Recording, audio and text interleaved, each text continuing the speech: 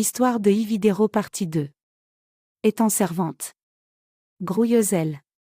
Utilisera l'argent mis de côté pour se payer son voyage en France. Une fois en France, elle essuie la vraie galère. Enceinte, elle n'a pas d'endroit où se poser.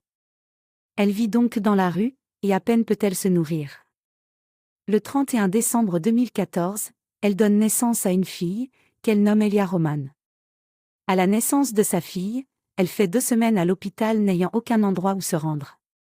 Sommée de libérer la chambre de l'hôpital qu'elle occupait, elle rejoint un centre d'accueil pour personnes démunies par le biais d'un service d'assistance sociale. Toute aventure étant difficile, mais heureusement elle croise le chemin de personnes telles que Josmène Jos qui lui apporteront appui et aide. En 2 ans, elle obtient ses papiers et commence à travailler en tant que femme de chambre.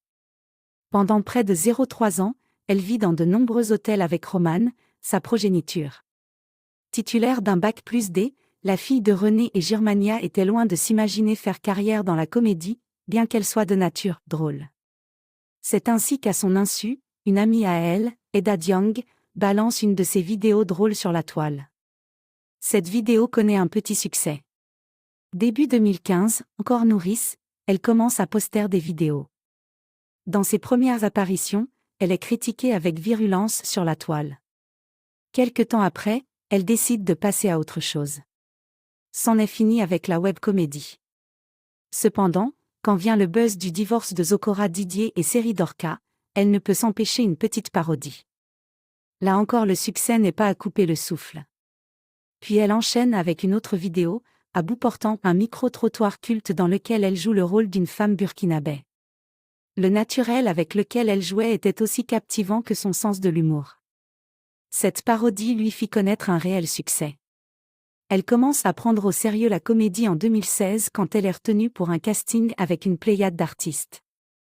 Après ses one-woman shows en solo ou simulant un appel, elle explore des vidéos plus longues en collaboration avec des web-humoristes français comme Frédéric Bucollet et Dicoche dans la série Babé Shop. Elle pousse la promotion de son art avec le public ivoirien dans des vidéos avec « Ça c'est quoi ça encore ?», Deboise, Eunice Junon, Brésil Girl, L'Excès. Abonne-toi et like pour plus d'actualités. À la prochaine.